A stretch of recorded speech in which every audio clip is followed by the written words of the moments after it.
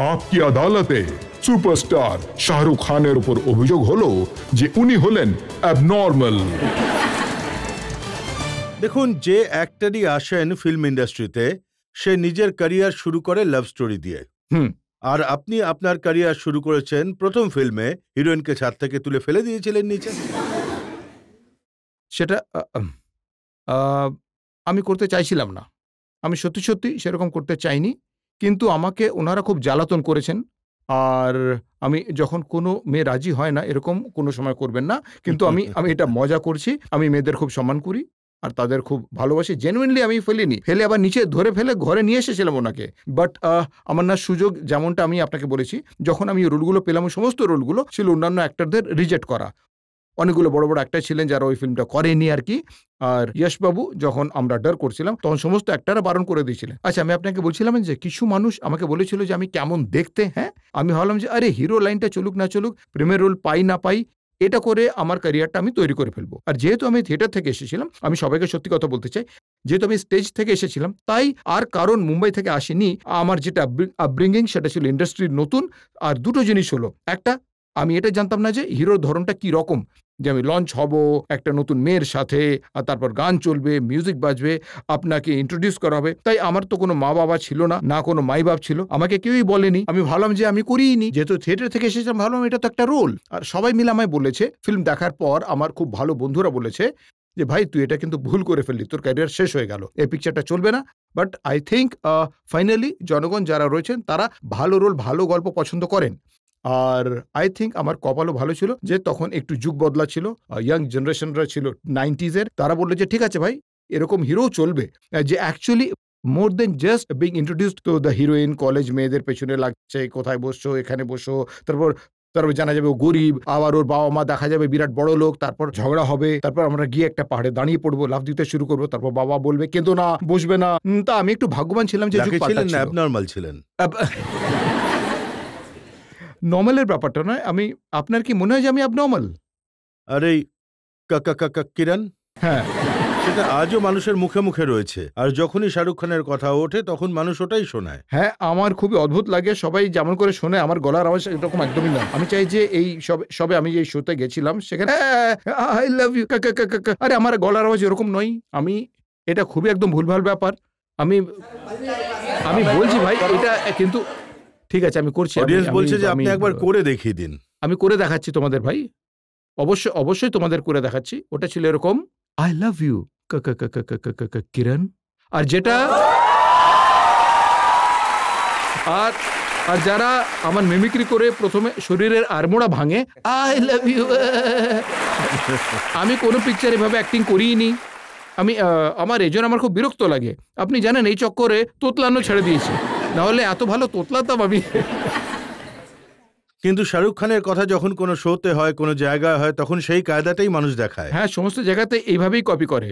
আর আমি আচ্ছা, আমি এখন আর কি ভদ্র হয়ে গেছি, আমি বেশি বকাবকি করতে চাই না, তো আমি হাততালি দিই আর মনে মনে বলতে থাকি ভাই এই হাততালির মাঝখানে তোর ফেসটা চলে আসে তাকে এইভাবে কি করে, এভাবে আমি কবে এই অ্যাক্টিংটা করলাম আমি। হ্যাঁ, আচ্ছা, কিন্তু আমার যে ছেলে সেও আমাকে এইভাবে অ্যাক্টিং করে দেখায় আমাকে। আমি আসার পর বলে, hi papa, I love you কাকা কাকা। আরে ভাই, আমি কবে এরকম অ্যাক্টিং করলাম? সত্যি কথা বলছি আপনাকে।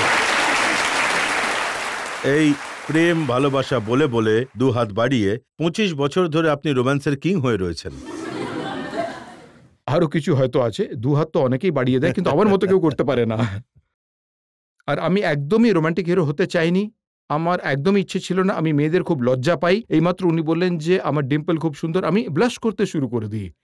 আমি হলাম ভীষণই লাজুক। আর লাইফে আমার কখনো এরকম মনে হয়নি যে কোনো মেয়ের চোখে চোখ রেখে বলবো যে, একটা ডায়লগ বলছি, सच कहो मुझसे, जब मैं तुमसे दूर जाता हूं तुम्हारा दिल मुझे पलट कर देखने को नहीं करता, मेरे करीब आओ और पास और पास और पास। যখন আমি সত্যি কথা বলছি, আমি যখন যেই হিরোইনের সাথে কাজ করি এইভাবে বলার পর আমি তার কাঁধেই মাথা রেখে লজ্জা পেয়ে যাই। এই ডায়লগটা বলতে আমি সত্যি, আপনি জিজ্ঞাসা করে নেবেন মাধুরীর সাথে আরো অর পাস সিনটা যখন শেষ হয়ে গেল, বললাম যে আমি রিয়েলি সরি, আমি এরকমটা বলতে চাইছিলাম না, আমি একদমই এরকম নই, আমি একদমই রোম্যান্স করতে পারি না। তাই ইয়াস বাবু আমাকে ফোর্স করে করিয়ে দিয়েছেন। ওই যে ইয়াসজির শেষ ফিল্মটা ছিল, তাতে ক্যাটরিনাকে কিসটা কি রোম্যান্স ছিল না? ফোর্স করেছিল। লোকে আমাকে ফোর্স করে, জোর করে বলে, বলে বলে আমাকে মানে মেয়েদের গলা জড়াতে বলে। আমি তো বলি না, যে চাই না, আমার একদমই চাই না।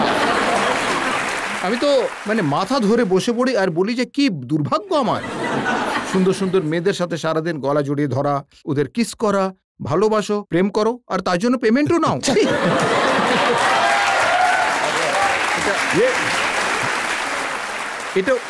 এটাও কি কোনো জীবন হলো নাকি ভাই?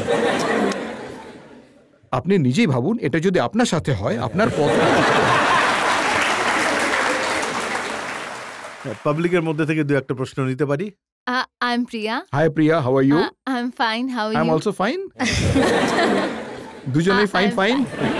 আমি আপনার ডাই হার্ট ফ্যান। আমি লন্ডন থেকে এসেছি আপনার সাথে দেখা করতে। Thank you very much Priya. So আমি আপনাকে হাগ করতে পারি? লোকজনের সামনে করব না, পরে আমরা চুপচাপ একটু অপেক্ষা করুন। স্যার, আপনার কলেজ টাইমে আপনার ফার্স্ট ক্রাশ কে ছিল? মানে আমি যেমন বলেছি, সত্যি কথা, আমি মিথ্যা বলছি না। ওকে। আমি সেগ্রিগেটেড স্কুলে পড়তাম, অল বয়েজ স্কুল, তাই আমার বেশি মানে মানে এমন নয় যে মেয়েদের প্রতি আমার ইন্টারেস্ট ছিল না, খেলতাম, থিয়েটার করতাম। অ্যাকচুয়ালি যেটা হয় যে একটা মেয়ের ওপর প্রথমবার ক্রাশ হয়, ফিল হয়, মানে আপনার প্রথম ক্রাশ কে ছিল? আমার ফার্স্ট টু লাস্ট গৌরী ছাড়া আর কেউ নেই। আমার ছিল 18 বছর, ওর ছিল 14 বছর বয়স। ওর সাথে আমার পার্টিতে দেখা হয়েছিল, আর ও ছিল প্রথম এমন একটি মেয়ে আমার সাথে যে 3 সেকেন্ডেরও বেশি কথা বলেছিল। তাই আমি এই কথাটাতে এত এনকারেজ হয়ে গেছি। আমি ওই পাঞ্জাবিতে বলে না, एहू कुड़ी लेनी है। অন্য কেউ না, ওকেই চাই। 22 বছর আগে আপকে আদালতে যখন এসেছিলেন, আমি আপনাকে জিজ্ঞেস করেছিলাম, যখন আপনি সেটে থাকেন তখন 5 মিনিট অন্তর আপনার ওয়াইফকে, গৌরীকে ফোন করতেন। তা এখনো কি করেন? না, এখন তো আমার অভ্যেস এতটা খারাপ হয়ে গেছে যে প্রতি 5 মিনিট অন্তর ও আমাকে ফোন করে জিজ্ঞেস করে কোথায় আছি। সেটা তো আপনারও নিশ্চয়ই আসে, শুধু আমারই নয়, তাই না? तो